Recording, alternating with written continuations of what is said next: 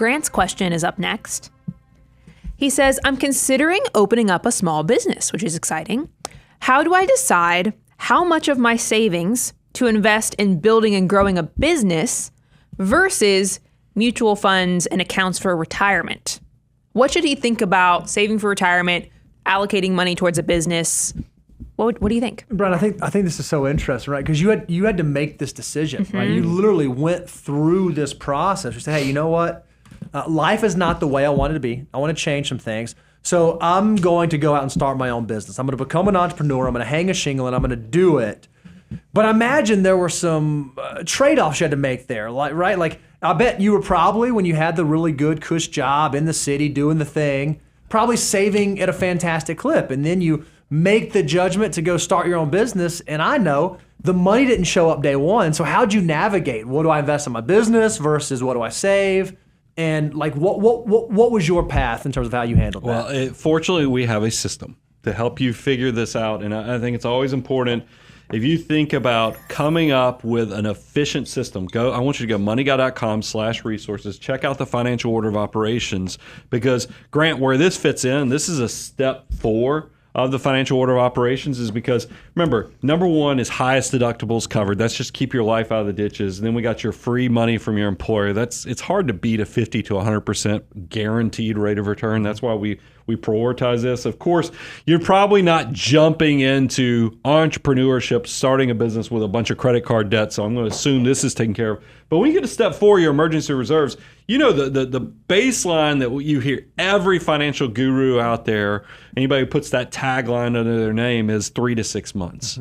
But there's exceptions to that. You know, obviously retirees can go out to like 18 months. But I also think aspiring entrepreneurs or people who are going to go in a different way, you do need to be thinking about, man, just like these guys talk about, you don't invest anything that you can't walk away from for 5 years. Anything that's less than that, I'm probably going to need cash to cover. That's why if you have, you know, a wedding coming up, or you have a house down payment coming up, or you know you have to buy a car in the next 2 years, a lot of times that money is going to be cash. It's not going to be access to cash, meaning you're going to go pull out of investments. It's going to be actually in cash and liquid investments. The same thing happens with building up for an entrepreneurship. If you know that you have to do the quick case study in your 3D plan, remember when I talked to you about putting your 3D glasses on? When you do an entrepreneur plan, you're going to do your dream plan. This is like, I'm going to go out on my own and I'm going to be just stinking rich. This is the dream plan. Then you got to do the down to earth. This is what you really think will happen. You know it's going to be a little slow. It's going to be some obstacles and other things. And then you got to have the do-do plan where you're like, oh my gosh, this thing was a disaster. I'm going to have to go work for the man some more, but I also got to recover from all the bad decisions and bad things that happen. So do the 3D plan. Put your 3D glasses on, because here's what I want you to understand about this. If you figure out it's going to take you 24 months to 36 months to have enough business coming in through your projections, then you probably need to figure out how you get enough cash to do that. Because if you just quit your job, your day job, and you only had 5 months of cash, but you projected that it was going to take 24 months, then even if you're good enough to start this business and be successful, you didn't give yourself a true shot at success because you didn't have enough cash to get you there.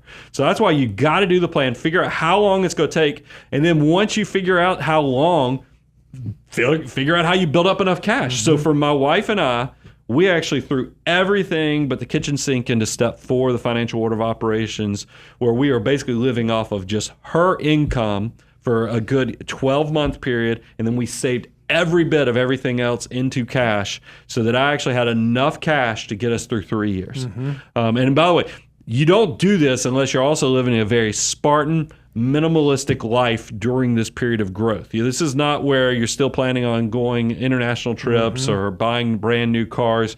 You're going to try to pull your lifestyle down as small as possible so your consumption and your cash can be as efficient, because you've got to get through that tough period of growing a business. So Grant, that's how I did it. And I used, by the way, looking back on it, I used every penny of that savings. I built up about $45,000 to $50,000 of cash, and we used every bit of that money to get us through that 3 years.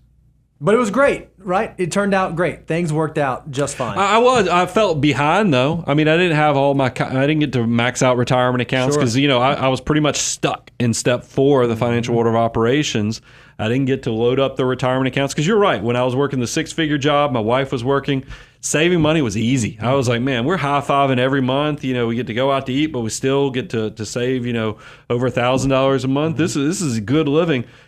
Our goals change. Yeah. And that's why the financial order of operations, you have to look at it through the lens of your goals change, your desires change, and you need to plan accordingly. It's great.